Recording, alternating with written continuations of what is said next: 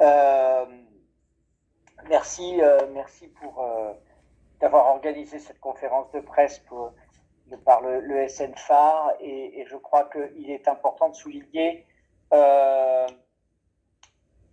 tout ce que représentent justement tous ces syndicats et d'être ensemble. Je trouve qu'on a été très sage depuis le début de la crise. Le monde hospitalier a pris de plein fouet cette crise qui est une crise majeure et dont on ne sait plus quand est-ce qu'elle va se terminer. Ce qui fait que les équipes sont vraiment mises à contribution et c'est très très dur. Donc évidemment, rendre hommage à l'ensemble du monde hospitalier, des équipes, des personnels, c'est une évidence, mais aussi aux médecins qui ont très souvent fait preuve d'ingéniosité et de construction pour sauver des malades.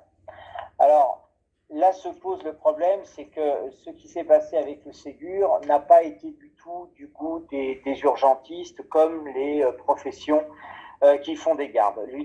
Ça vient d'être dit par Anne et par Christophe, l'une de nos revendications était la valorisation des gardes. Ce que je regrette, c'est que si j'ai bien compris ce qui s'était passé, parce que même si la MUF a une représentativité partielle, on n'a pas été associé, ce qui est pour moi une faute de démocratie sociale, on n'a pas été associé au Ségur et aux négociations de quelque manière que ce soit. Donc ça pose vraiment des problèmes. Cette rémunération des gardes, elle est absolument essentielle. Écoutez, l'indemnité de garde n'a pas augmenté depuis des années. Elle est aux environs de 240 €. Alors après, c'est fonction des impôts, etc. Donc c'est pas beaucoup, d'accord. Les hospitalo-universitaires touchent le double. On se demande pourquoi. Ça a été une erreur des accords sur le temps de travail de 2002-2003. Donc voilà, ils touchent le double, très bien. Et on s'est fait rattraper par les médecins libéraux, puisque nous, on les voit au niveau des régulations du SAMU. Ils viennent et ils font leur garde, souvent payés 5C de l'heure. Et c'est très souvent défiscalisé avec d'autres avantages de primes annexes. Ce qui fait que des fois, vous avez, c'est le cas au niveau du SAMU, puisque c'est là où on est confronté avec la médecine libérale, et ça c'est très bien, je suis très content pour ça, je suis très content pour eux et leurs syndicats qui ont négocié ça. Et donc du coup, vous en avez d'un côté de la barrière qui touche 1500, voire plus de gardes, et puis les PH qui sont avec leur rémunération plus le temps de travail. Donc ça fait des écarts énormes. Écart qui est majoré, parce que contrairement à ce que dit le gouvernement, et aux mesures qui ont été prises, l'intérim flambe. Bon, j'étais de garde cette nuit au SAMU de Paris. Il y a un de mes collègues qui m'a dit ah bah écoute, là je viens, mais avant-hier, tu comprends, c'est difficile pour moi parce qu'il n'est pas encore PH, il est juste contractuel. Il fait de l'intérim et il fait des rémunérations de 1500-1800 € aux urgences. Alors évidemment, si vous voulez, il y a une spirale infernale parce que c'est des endroits où il n'y a plus de médecins.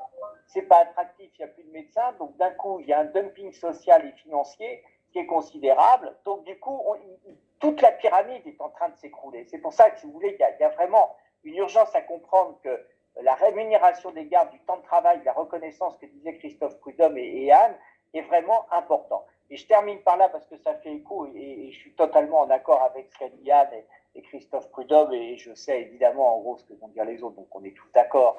Bon, écoutez, ce reclassement, ça sape le moral à tout le monde, d'accord?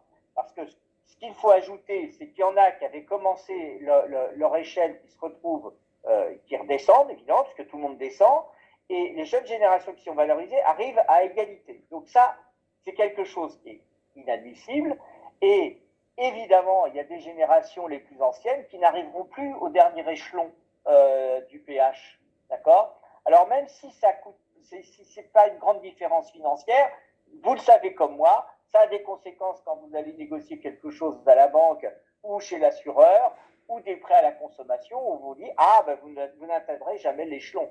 Et ça marque socialement, voyez. Et ça c'est quelque chose qui est absolument horrible. Donc c'est pour ça que nous on s'associe à cette grève, on va monter en puissance. J'insiste parce que ce qu'a dit le communiqué du SNFAR ce matin est juste. On continue à bosser parce qu'il y a la crise. Donc vraiment, ne nous prenez pas pour plus bêtes qu'on est. C'est juste qu'on a le sens des responsabilités parce qu'il faut vacciner la population. C'est encore les médecins hospitaliers qui s'y mettent largement, d'accord? Bon, on fait le boulot, mais il y a vraiment qu'ils entendent et que le gouvernement entende ces revendications qui sont totalement légitimes socialement et qui vont vers l'égalité entre salariés et médecins. Merci.